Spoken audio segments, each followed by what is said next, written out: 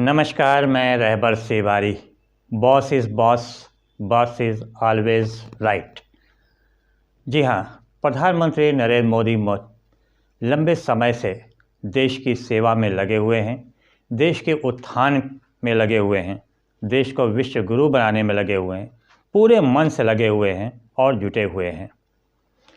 उनके द्वारा जो भी निर्णय लिया जाता है वो राष्ट्रहित में होता है। राष्ट्रहित को देखते हुए वो निर्णय लेते हैं और राष्ट्रहित में लिए गए सभी निर्णय सही साबित होते हैं।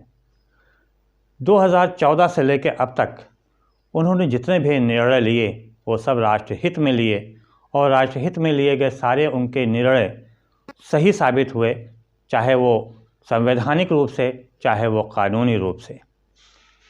2014 से पहले की अगर बात किया जाए, देश की आज़ादी से लेकर 2014 तक, चाहे वो जवाहरलाल नेहरू का शासनकाल रहा हो, चाहे वो मनमोहन सिंह का कार्यकाल रहा हो, इंदिरा गांधी का रहा हो, राजीव गांधी का रहा हो, इसके अलावा सबसे पीवी नरसिम्हा राव का रहा हो, सबसे कम जो कार्यकाल रहा वो चंद्रशेखर का रहा हो, सभी के कार्यकाल में कोई ना कोई घोटाले सामने आए, देश में हंगामा हुआ।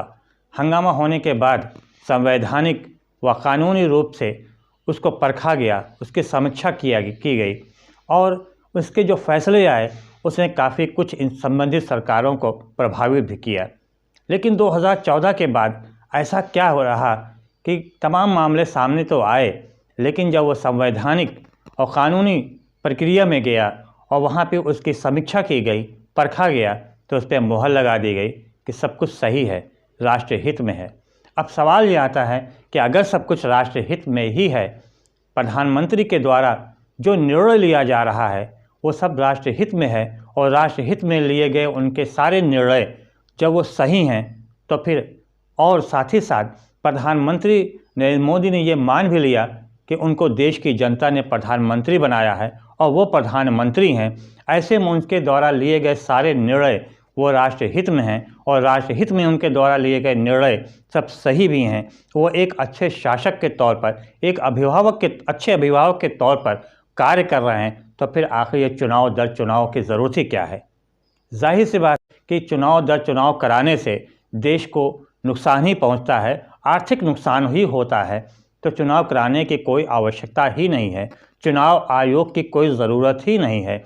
जब किसी चीज़ की ज़रूरत नहीं है, उसकी वजह भी है कि प्रधानमंत्री बेहतर ढंग से कार्य कर रहे हैं, अच्छे शासक के तौर पर कार्य कर रहे हैं, उनके द्वारा लिए गए सारे निर्णय राष्ट्रहित में हैं, तो किसी और की कोई आवश्यकता ही नहीं है। जी हाँ, हम जिक्र कर रहे हैं नवंबर 2016 में जब नोटबंदी की गई थी, तो उसको लेकर तमाम बातें सामने आई थी। नोटबंदी के बाद लाइन में लगे हुए लोगों की मौतें भी सामने आई थीं, बड़ी लंबी लंबी लाइनें लगी थीं, वो भी सामने आई थी। मामला संवैधानिक कानूनी परखने के लिए गया, उसकी प्रक्रिया चली।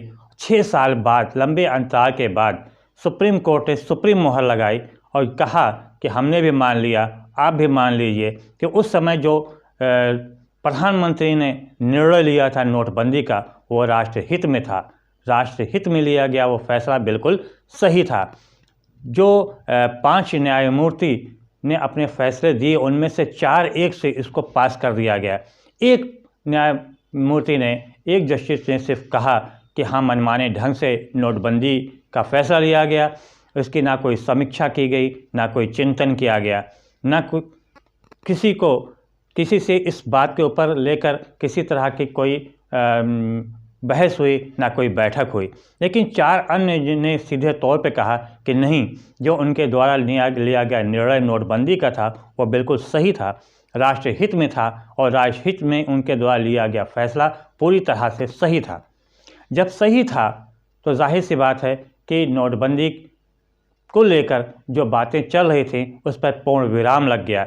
जाहिर सी बात है, क्योंकि सुप्रीम कोर्ट ने अपनी सुप्रीम मोहर लगा दिया कि उनके द्वारा लिया गया निर्णय सही था, हमने मान लिया है, हमने भी उसको सही मान लिया, इसलिए अब आप लोग भी उसको सही मान लीजिए। अब अगर आप फिर से वापस चलिए देश की आज़ादी के बाद, जब चुनाव भी नहीं हुआ था, उस समय भी एक घोटाला हुआ था, जीप घोटाला। उसके बाद भी साइकिल आयात घोटाला हुआ था, उसके बाद तेजा बैंक घोटाला हुआ था, उसके बाद आय से अधिक संपत्ति के मामले भी सामने आए थे।